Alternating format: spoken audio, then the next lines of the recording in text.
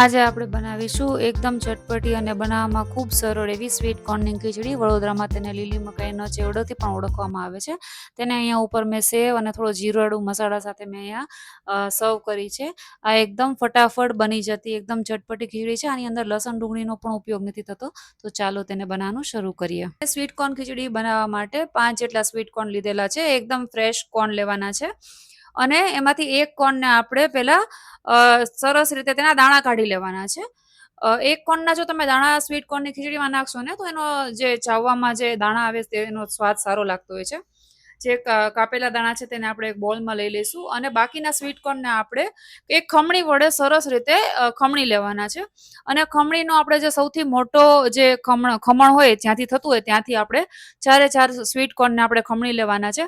આ 4 sweet corn ખમણાતા 8 થી 10 મિનિટનો સમય લાગે છે. તો અહીંયા 4 સ્વીટ કોર્ન ખમણાઈને તૈયાર થઈ ગયા છે. હવે એક મોટી નોનસ્ટિક કઢાઈ, સ્વીટ કોર્નની ખીચડી બનાવવા માટે તમારે નોનસ્ટિક કઢાઈનો જ યુઝ કરવાનો છે. તેની સાથે મેં અહીંયા 1 ચમચી ભરીને ઘી અને 1 ચમચી ભરીને તેલ, સિંગ તેલનો મેં યુઝ કર્યો છે. એ બંને ગરમ થઈ જાય એટલે તેની અંદર 1 ચમચી રાઈ અને 1 ચમચી જેટલું જીરું અને અડધી ચમચી જેટલી હિંગ. રાઈને પહેલા સરસ રીતે ફૂટવા દેવી ખૂબ જરૂરી છે.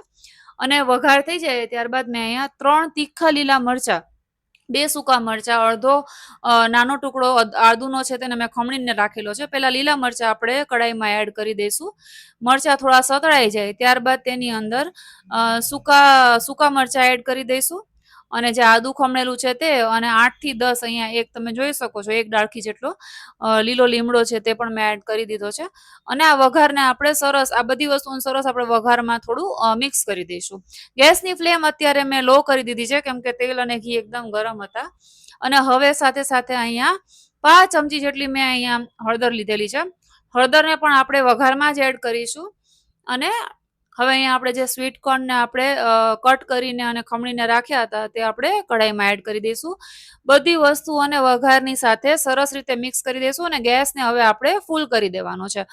અને હવે આપણે આને ચલાવતા 5 થી 10 મિનિટ માટે સરસ રીતે આપણે આને કૂક થવા દેવાનું છે. આ 5 મિનિટ થઈ ગઈ છે. હવે આપણે આને ઢાંકીને આ કોર્ન સરસ ચડી જાય ત્યાં સુધી આપણે આને ઢાંકીને સ્લો ફ્લેમ ઉપર ચડવા દઈશું. 8-10 મિનિટ થઈ છે અને કોર્ન અહીંયા સરસ ચડી ગયા છે. તમે જોઈ શકો છો કે થોડું ઘણું પાણી પણ અહીંયા ઓછું થઈ ગયું છે અને જે કોર્ન પહેલા જે એકદમ ઢીલા લાગતા હતા તેના બદલે અહીંયા એનું પાણી વરાળથી ઓછું થઈ ગયું છે. ફરીથી આપણે આને 5 મિનિટ સુધી ચડવા દઈશું. અહીંયા 5 મિનિટ બીજી થઈ ગઈ છે તો અહીંયા કોર્ન જે છે તે એકદમ સરસ રીતે કૂક થઈ ગયા છે. હવે તમને ખબર કઈ રીતે પડશે કે જ્યારે તમે આ બધી વસ્તુઓ મિક્સ કરો તો કોર્ન એકદમ સરસ રીતે કઢાઈમાં એકદમ અંદર થોડુંક વરાળે થોડા સરસ ચડાઈ ગયા છે. હવે તમને સુગંધ પણ આવશે. અને હવે તેની અંદર મેં 1 મોટી ચમચી ભરીને મીઠું નાખેલું છે અને મીઠું પણ આપણે સરસ મિક્સ કરી દઈશું. હવે આ સ્ટેજ ઉપર તમારી ઈચ્છા હોય તો તમે અહીંયા લાલ મરચું પાવડર અને ધાણા જીરું પણ એડ કરી શકો છો. હું એડ નથી કરતી. અને હવે છેલ્લે અહીંયા સૌથી છેલ્લે અહીંયા આપણે એક મોટો કપ ભરીને અહીંયા આપણે દૂધ એડ કરીશું. જે માપના કપ આવે છે તે જ લીધેલા છે. અને દૂધને પણ આપણે આ કોર્નની ખીચડીમાં સરસ રીતે મિક્સ કરી દઈશું. ગેસની ફ્લેમ ફરીથી હાઈ કરી દેવાની છે અને 2 થી 3 મિનિટ માટે અહીંયા મિક્સ કર્યા પછી ફરીથી ઢાંકીને મેં અહીંયા 2 થી 3 મિનિટ ચડવા દીધું હતું કોર્નને. અને અહીંયા ખીચડી સરસ રીતે તમે જોઈ શકો છો ઉકળે છે. હજી આપણે આને થોડી ઉકાળીશું કે જેથી કરીને દૂધનો પાણીનો ભાગ થોડો જતો રહે. અને અહીંયા 1 ચમચી જેટલી મેં ખાંડ ઉમેરી છે.